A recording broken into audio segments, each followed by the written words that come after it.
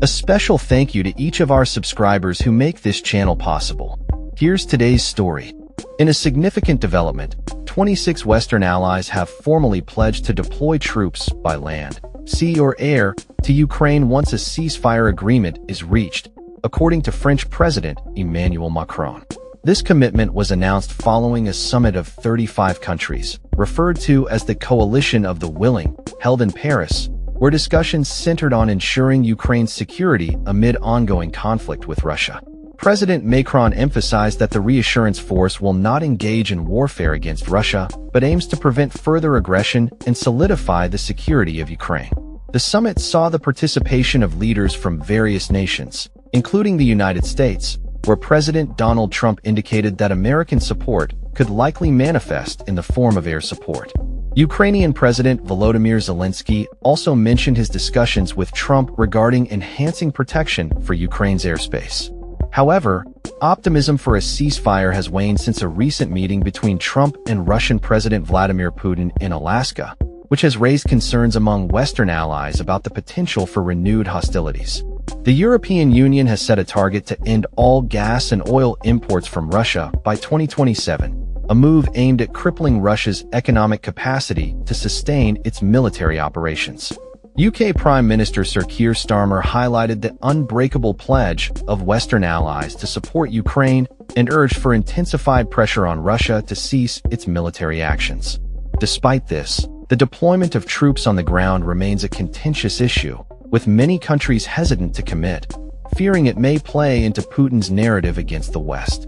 Macron expressed frustration over Russia's continued troop movements into Ukraine, stating that military aggression persists despite ongoing ceasefire negotiations. In the latest incident, 2 individuals were killed during a Russian attack in northern Ukraine while clearing mines, underscoring the urgency for a ceasefire agreement. The consensus among Ukraine and its allies is that a ceasefire must precede any broader peace negotiations, a stance not shared by Russia. German Chancellor Friedrich Merz emphasized the need for a ceasefire during a potential summit involving Zelensky, suggesting that strong security guarantees must follow. The discussions also included U.S. Special Envoy Steve Witkoff, who met with Ukrainian officials in Paris to explore avenues for long-term military support.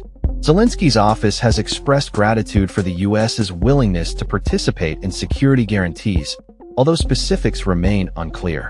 As the situation unfolds, Macron reiterated the importance of solidifying a reassurance force to deter future aggression while maintaining that it would not be an offensive operation against Russia. The coalition's leaders are united in their insistence that Russia must take actionable steps towards ending the conflict, with the potential for increased sanctions looming if diplomatic efforts stall. Trump's administration has been vocal about the need to apply economic pressure on Russia, citing substantial revenue generated from fuel sales to the EU, which totaled €1.1 billion in 1 year. The former president has also called for European nations to exert pressure on China, which is seen as indirectly supporting Russia's military endeavors. In a related note, the prospect of a direct meeting between Zelensky and Putin appears increasingly remote, with Zelensky labeling any invitation to Moscow as unacceptable. NATO chief Mark Rutte has made it clear that Russia does not have the authority to dictate troop deployments in Ukraine, reinforcing the notion of Ukraine's sovereignty. As the conflict continues, the international community remains watchful, with the hope that common sense will prevail and a diplomatic resolution can be reached.